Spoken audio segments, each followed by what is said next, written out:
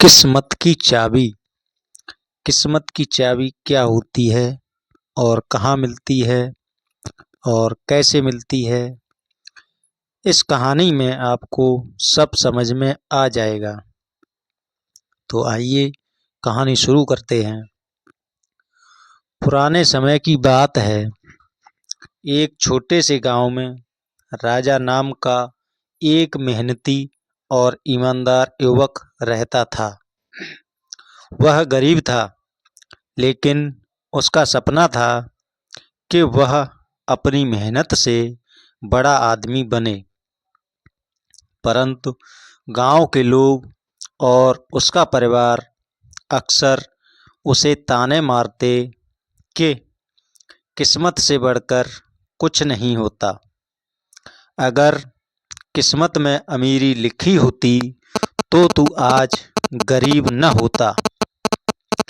राजा को यह सुनकर बुरा तो लगता, लेकिन वह अपनी सोच को बदलना नहीं चाहता था। गुरु की सीख। एक दिन राजा अपने गांव के प्रसिद्ध संत महात्मा विवेकानंद जी के पास गया और बोला, गुरुदेव, क्या सच में किस्मत ही सब कुछ होती है? क्या मेहनत का कोई मूल्य नहीं होता? महात्मा जी मुस्कुराए और बोले, बेटा, अगर तू सच में जानना चाहता है कि किस्मत की चाबी क्या है, तो तुझे एक यात्रा करनी होगी। इस यात्रा में तुझे 3 परीक्षाएं देनी होगी। अगर तू सफल हुआ तो तुझे अपनी किस्मत की चाबी मिल जाएगी। राजा ने झट से हामी भर दी। पहली परीक्षा, साहस की परीक्षा। महात्मा जी ने राजा को एक दूर पहाड़ पर भेजा, जहां एक गुफा थी। वहां एक बूढ़े साधु रहते थे, जिनके पास एक गूढ़ रहस्य था। जब राजा गुफा में पहुंचा तो उसने देखा कि रास्ता बहुत कठिन था, पत्थरों से भरा हुआ, जंगली जानवरों से घिरा हुआ। गांव के कई लोग भी वहां जाने का प्रयास कर चुके थे, लेकिन डर के कारण वापस लौट आए थे। राजा ने हिम्मत जुटाई और आगे बढ़ा। उसने मुश्किलों का सामना किया, मगर हार नहीं मानी।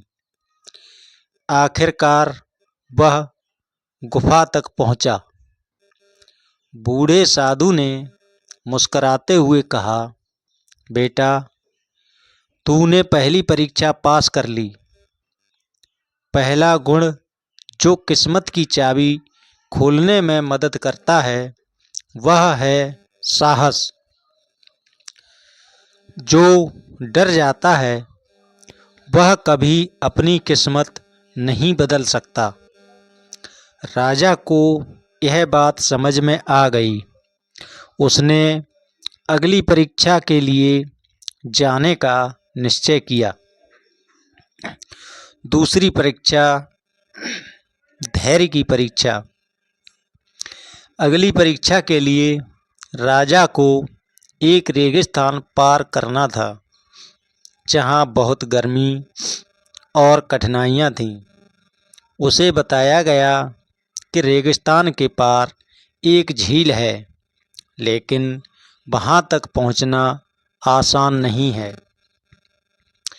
राजा ने यात्रा शुरू की। रास्ते में उसे प्यास लगी। सूरज की तपिश असहनीय थी और उसके पैर जल रहे थे।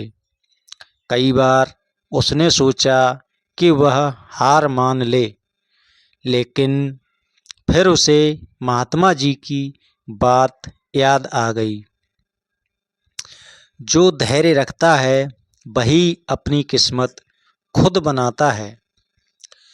आखिरकार लंबी यात्रा के बाद वह झील तक पहुंचा। वहां एक और संत ने उसका स्वागत किया और कहा, बेटा, तूने दूसरी परीक्षा पास कर ली। धैर्य ही वह दूसरी चाबी है जिससे किस्मत के दरवाजे खुलते हैं। जल्दी हार मानने वाले लोग अपनी किस्मत खुद बंद कर देते हैं। राजा ने सिर झुका लिया और अगली परीक्षा के लिए आगे बढ़ा। तीसरी परीक्षा, कर्म की परीक्षा। राजा को तीसरी और अंतिम परीक्षा के लिए एक छोटे से गांव में भेजा गया। वहां एक बूढ़ी विधवा रहती थी जिसके पास खाने को कुछ नहीं था। गांव के लोग उसे ताने मारते थे और उसकी मदद करने को कोई तैयार नहीं था। राजा ने बिना किसी स्वार्थ के उसकी मदद करने का निश्चय किया। उसने अपने कपड़े बेचे, मजदूरी की और बूढ़ी महिला के लिए खाना लाया। धीरे धीरे गांव के अन्य लोगों ने भी उसे देखना शुरू किया और वे भी उसकी मदद करने लगे। कुछ दिनों बाद राजा को यह देखकर आश्चर्य हुआ कि गांव में सब कुछ बदल गया है। जहां पहले लोग स्वार्थी थे, अब वे एक दूसरे की मदद करने लगे थे। उसी रात महात्मा जी वहां आए और बोले, बेटा, तूने तीसरी परीक्षा भी पास कर ली। कर्म ही सबसे बड़ी चाबी है। जो लोग सिर्फ किस्मत पर भरोसा करते हैं और मेहनत नहीं करते, उनकी किस्मत कभी नहीं बदलती। लेकिन जो सच्चे मन से कर्म करते हैं, उनकी किस्मत खुद उनके कदम चूमती है। दोस्तों, इस कहानी का यही निष्कर्ष निकलता है कि राजा की किस्मत बदल गई। राजा अब समझ चुका था कि किस्मत की असली चाबी क्या है। साहस, धैर्य और कर्म, यही किस्मत की चाबी है। जब वह अपने गांव लौटा तो वह पहले से कहीं अधिक आत्मविश्वास से भरा हुआ था। उसने व्यापार करना शुरू किया। अपनी मेहनत और धैर्य से वह सफल हुआ और धीरे धीरे गांव का सबसे अमीर और प्रतिष्ठित व्यक्ति बन गया। लोग अब उससे पूछते थे, राजा, तेरी किस्मत कैसे बदल गई? तब वह मुस्कुराकर जवाब देता, किस्मत की चाबी कोई जादू नहीं है, यह हमारे ही हाथों में होती है। अगर हम साहस रखें, धैर्य बनाए रखें और मेहनत करते रहें तो कोई भी किस्मत को नहीं रोक सकता।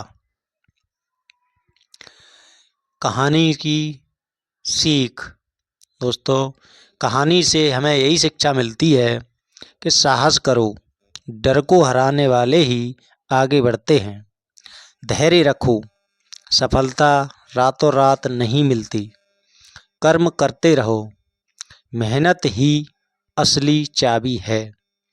जो अपनी किस्मत खुद लिखना जानते हैं, उनके लिए कोई ताला बंद नहीं रहता।